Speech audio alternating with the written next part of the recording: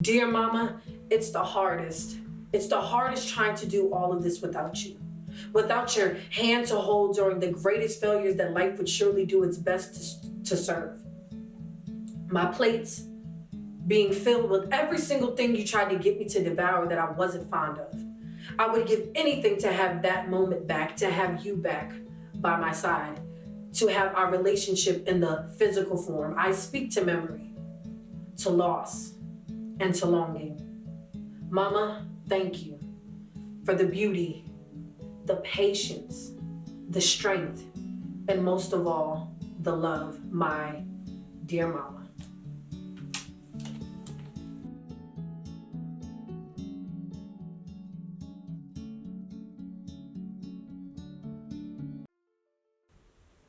From your perspective, how does your mother handle stressful, challenging situations?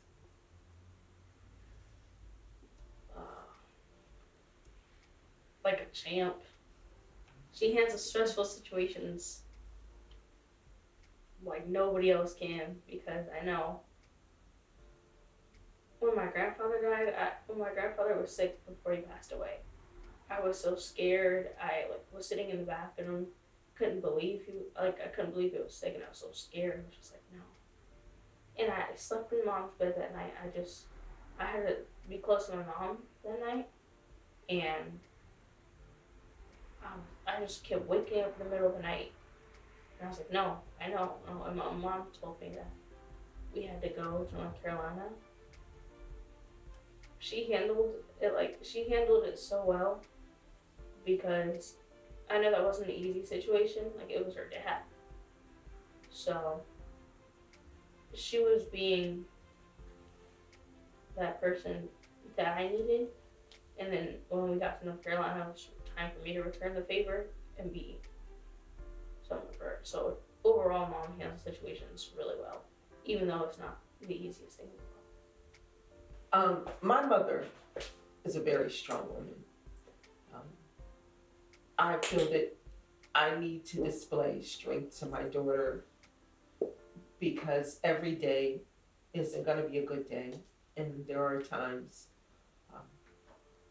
when you have to face death is reality. And I want her to be able to face life. You don't have to be perfect at it, but I don't want you to walk around in a fantasy world. And I kind of called my mother Abraham from the Bible, because with my dad being in the military, she was just brave enough as a young woman to leave Newburgh and travel the world. And me being the oldest, I was always with her, and I would see different things and meet different people. And so, I gained strength from her. So I want Alex to gain strength also. And yeah, November was really tough, losing Papa. He's always been there, but we gained strength from family. Oh, that's a good question. I'm gonna answer. Okay. I would say we tell each other everything. I think sometimes too much. But I think we just have a very open relationship. There's nothing that I can think of that I wouldn't be able to come to them about, regardless of how they would react initially. But there's nothing I couldn't just talk to them about. So I think that is what keeps us strong and connected, because even though we don't get along all the time, or we don't see eye to eye or agree, I know that we hold enough respect for each other to never cross those boundaries of disrespect. And and I know that if I piss Shinyere or my mom off, that they're not gonna stop speaking to me, or they're gonna have this beef, or So I think just knowing that I can depend and rely on them all the time, I think that is what keeps us strong. Yeah. I think our team, I appreciate our team, because I think about the differences in each of us and how we each contribute to different things. So for example, she's a crazy one. She's the one who's she's down for whatever. Like, you know, if you need somebody to clap back at your boyfriend, she got but and no, like hard body. But and I appreciate the fact that like I said, you're just game. Like, you know when to step up, you know, like you're just there. And that's something that I appreciate. Aniyah is the voice of reason. I don't know if you know, it's picking up, but like she's the one who's like able to just be, I call her Socrates, like in my mind, because she's like the philosopher. She wants to get everybody's perspective and like, you know, and you keep us all balanced and sane. Who knows where we would be without her. And for myself, you know, I definitely feel like I'm like the beast of the family, meaning that like I push both of you guys. Like, you're the very blunt one. Like, you're gonna tell it how it is. Yeah, I'm working on bettering myself in that way, but I will never allow them, like I said, to live a life of mediocrity. So for me, it's one of those things where, and they thank me, they get mad at me in the beginning, but they understand the point. You know, like I'm like, no, you don't do that. You gotta push harder. So, you know, yeah. As a mother, I feel like God knew one daughter just would not do, so he had to give me two. And this is a culmination of my heart outside of my chest. To say it simply, I am honored and blessed and highly favored to be the portal to which these two beautiful beings have come into the world. I'm so emotional just to say it. Knowing where I have come from and the things that I have been exposed to, yet and still I sit here so proud and so blessed to know that if I didn't do anything right, I did this. Like, what more could I say? What more could I really ask for? And they are a true reflection of myself. When they say that your children will show you yourself, they definitely do. There have been times when I'm like, oh God, because Shinyere is just reiterating what I have instilled. And so it's like, okay, I can't run from this because I taught her. And Aniyah, again, the voice of reason, because she truly is that balance, that neutralness. Shinyere is the alpha female, a lot like me.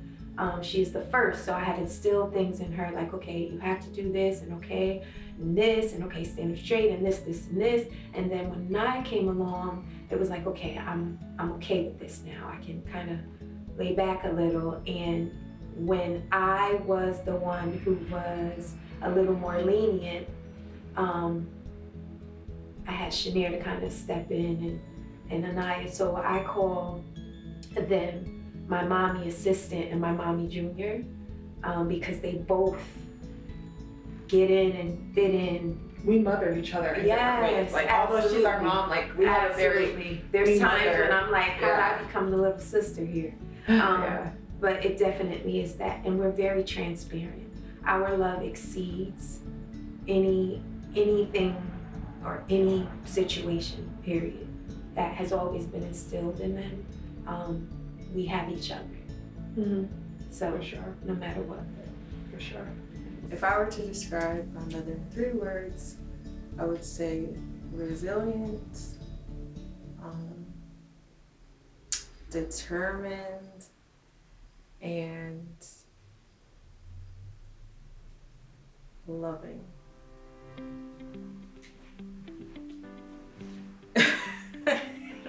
To describe Keisha would be,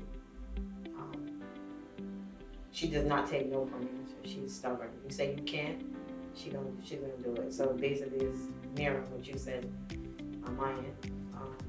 She's focused. She knows the goal she wants to get. I don't care who comes at her. That's where she's going. You can throw all the rocks in her path you want. She's gonna step over those rocks and keep going to where she wants to go to.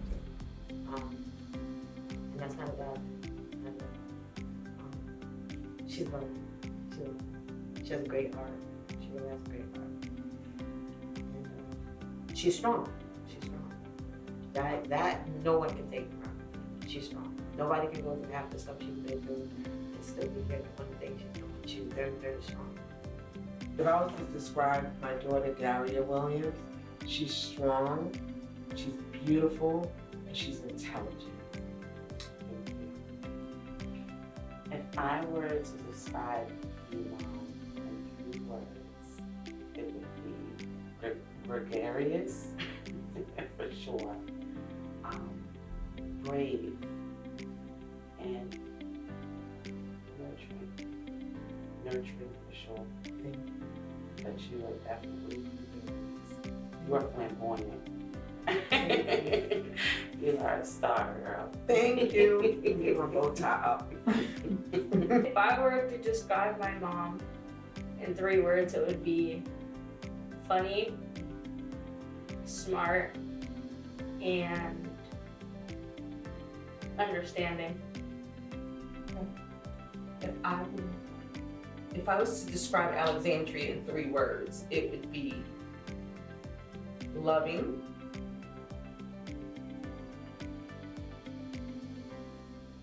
stubborn, and creative. First, something I would tell my younger mother self is that it's okay. It's okay. You may not understand. You may not even believe or be able to see what lies ahead of you, but it is okay. And just to hold on, and just know that, to just walk in it, and know that, there are things that you do lack and you feel you are not equipped with. It is okay. Because look, it's okay. Just let it go. So it's okay. Something I would tell my younger first-time mother self.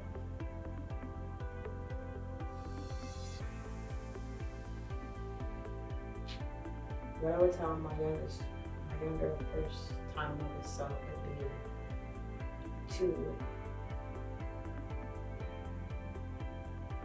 teach your children, teach my child that be yourself. Say how you feel. It's okay to say how you feel in a respectful manner. But say how you say is how you say it. Say how you feel in a respectful manner. I would want my child to be comfortable with themselves first. To be able to tell me anything and everything and never to feel that they're going to be judged by what they feel.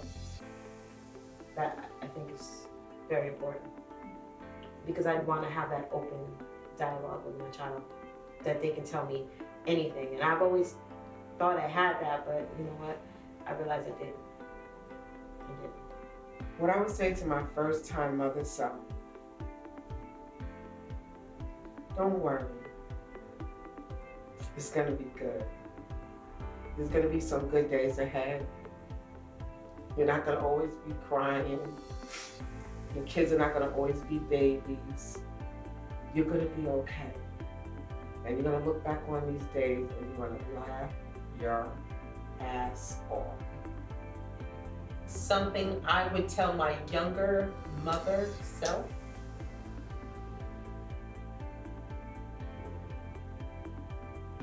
Don't rush. Don't rush the process. Just have faith. You're not going to have all the answers, but just trust in yourself and you will be just fine. Have faith in yourself that you are being the best mother that you can possibly be. I think I would tell my teenage self to have some confidence. I mean, I feel like confidence and it's a journey in general. It's not a destination, but I would just believe in myself more. I think I held myself back a lot and I didn't get to experience certain things or just put myself out there a lot because I didn't have the confidence to do so. Like I didn't believe in myself enough. Or even if I did believe in myself, I would find ways to talk myself down or talk myself out of believing in myself. So I definitely have gotten a lot better with that now, but I definitely, if I could go back and look myself in the face, I'd be like, girl, get it together. I would tell myself just don't second guess life. Like to just roll with it, you know, like to not, because I am type A personality where like I like to know a certain result, I like things to be a certain way, you know, like, and I feel like a lot of times that hindered me because if I felt like I fell short, I obsessed over it. Like I had a really bad perfectionist complex.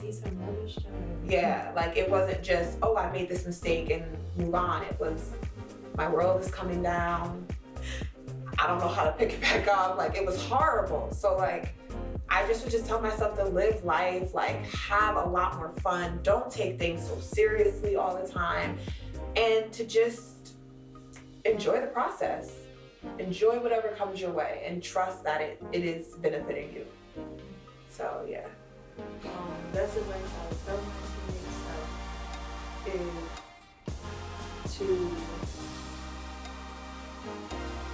feel those feelings, sit in those feelings, realize those feelings, so you can get over those feelings and feel from those feelings. But I was just pushing them away, where they were still in me, within me, I was suppressing them, and they all came out later once I was no longer a teenager.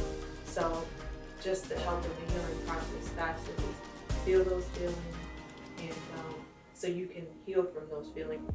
Don't be afraid to cry, because crying really does heal and release and allow more room for the joy. What I tell my teenage self, I would tell my teenage self, taking risk is how you're gonna get what you want. Taking risk, embracing your individualism, and the creative key is the key to your success. Creativity. Something I would tell another 13-year-old like me is don't worry about what other people think about you. I worried so much, it didn't work for me. I ended up trying to change myself, dropping the people who actually cared about me. I ended up hanging around with the wrong crowd who were only there to talk about me.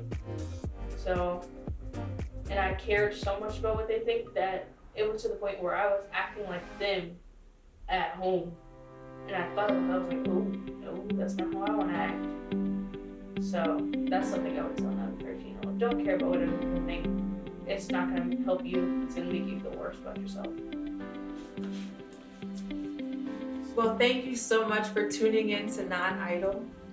I hope that you really enjoyed that and you learned something from it, or it was relatable. So I just want to thank all of the ladies that came out today. Darriyia, aka La Boss, her queen Farrah. Thank you, Mom. I appreciate you. Thank you, Ms. Glenda and Alex. Keep doing your thing, Alex. Thank you, Dorice, and your beautiful children, Shinyere and Aniyah. And special thanks to Neicy for writing that beautiful poem just for this docuseries. I cannot wait to share it with everybody. Thank you so much. You can find us at nonidle.ent, that is nonidle.ent, and you can follow my personal page at nonidle_Keish. So it's NONIDLE_KEISH. Thank you. So I just want to shout out all the amazing Black women doing their thing that had me looking good today. So Demo Beauty from Newburgh, New York, she did this amazing slay. Star from Silk by Star from Newburgh, New York, she did this hair. This beautiful purse, where is it from, you say? This is from Fati, that's Fati, Fati.com. And this beautiful necklace, one of a kind, is from Get Wasted by E by Edna, right here in Newburgh, New York. So thank you, ladies.